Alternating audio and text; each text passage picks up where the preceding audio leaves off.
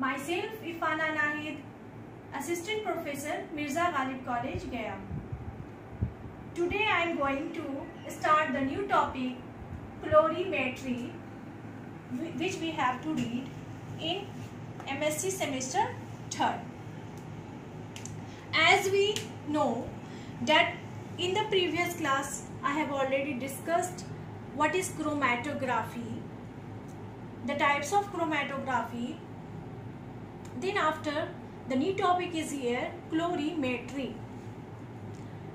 I want to make you clear that what is chromatography and what is colorimetry.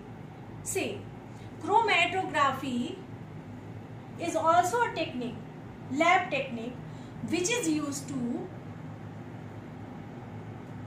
separate the compounds from the mixture, and this is colorimetry. It is also a technique, and this technique is used to determine the concentration of the colored compounds in a solution. अब concentration colored compounds का किसी भी solution में हम लोग कैसे determine करते हैं, तो इन क्लोरोमेट्री किस तरह से किसी भी सॉल्यूशन में जो कलर्ड कंपाउंड होंगे उनका कंसंट्रेशन कैसे डिटरमाइन करेंगे, तो by measuring it's absorbance of a specific wavelength of light, है ना। जितना ऑब्जर्व करता है उस सॉल्यूशन में जो एब्जॉर्बेंस है, वेवलेंथ ऑफ लाइट, जिस वेवलेंथ लाइट की जो वेवलेंथ है ना एब्जॉर्ब होता है, specific wavelength by the solution, then according to that wavelength we know that which compound is present in the solution, है ना। उसी तरह से हम फाइंड करते हैं, वेवलेंथ से हम फाइंड करते हैं कि कौन सा कंपाउंड है ना, concentration of the compound. Now this is the basic Lambert's and Beer's law, and by combining both law we Beer-Lambert's law we find. Then see here, what is Lambert's law? Lambert's law होता क्या है? Then when a beam of monochromatic radiation, what is monochromatic? Mono means one and chromatic, that is one. That is color, one color. Mono means one and chromatic color. One color radiation when passes through the homogeneous. Homogeneous means one type of absorbing medium, not heterogeneous. This is homogeneous, similar absorbing medium. What happened then?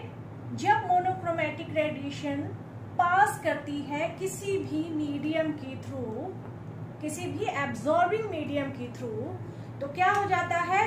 The rate of decrease of intensity of radiation, है ना, जो rate होता है decrease of intensity of radiation with thickness, उसकी thickness के से क्या होता है? Of absorbing medium. थिकनेस किसकी? जो एब्जॉर्बिंग मीडियम है ना, एब्जॉर्बिंग मीडियम है, उसकी thickness is proportional to the intensity of the incident radiation. किसके प्रोपोर्शनल है? तो intensity of the incident radiation, जो इंसिडेंट रेडिएशन है उसके, है ना, प्रोपोर्शनल होता है। See here, this is intensity of radiation. We are taking here monochromatic source of light of similar wavelength, जिसकी वेवलेंथ एक फिक्स किया जा चुका है इसकी वेवलेंथ। अब क्या करेंगे इसको? दिस मोनोक्रोमेटिक लाइट, है ना, radiation of light passes through the absorbing medium, इसकी थिकनेस L मान लेते हैं, और जो ट्रांसमिट होता है, जो ट्रांसमिटेड रे है, उसको हम आई ले लेते हैं, है ना। तो ये क्या है? It is the rate of decrease, ये रेट हो गया डिक्रीज का, it is proportional to the change in intensity per unit distance. Per unit distance में जो चेंज है वो इसके प्रोपोर्शनल है। इज इट क्लियर, है ना? यानी अगर ज्यादा थिकनेस होगा, if more, if the thickness of the absorbing medium is more, what happened? There will be less transmitted ray, more ray are absorbed here, है ना? ज्यादा यहाँ पे absorb हो जाएगा। When the thickness is less, then transmitted ray is more. That is clear? Now according to Beer's law, तो हमने ये देखा कि दो लामार्स लॉ में हमने ये देखा कि rate of decrease of intensity of radiation with thickness of absorbing medium is proportional to the intensity of the incident radiation. Up again, according to Beer's law, the position, the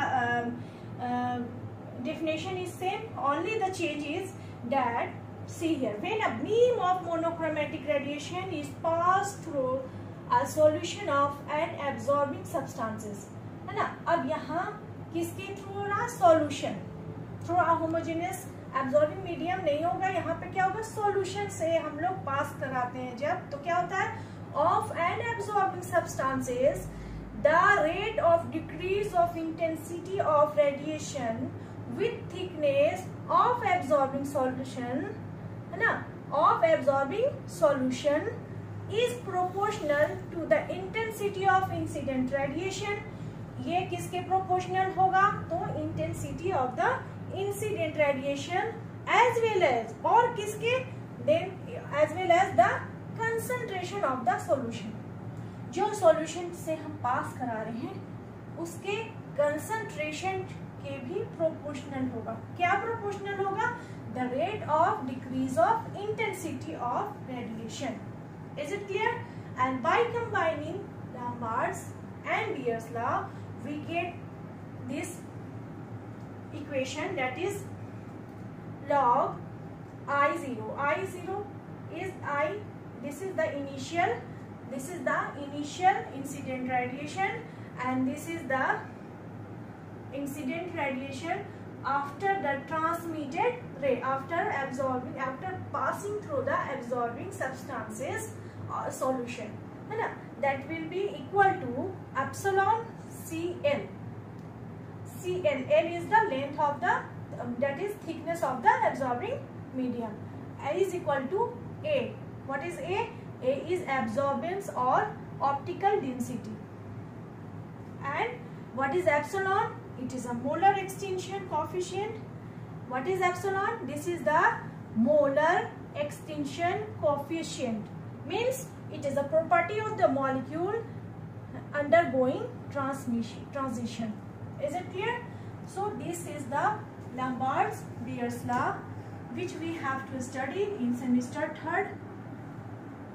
Now I will discuss another topic in the next lecture.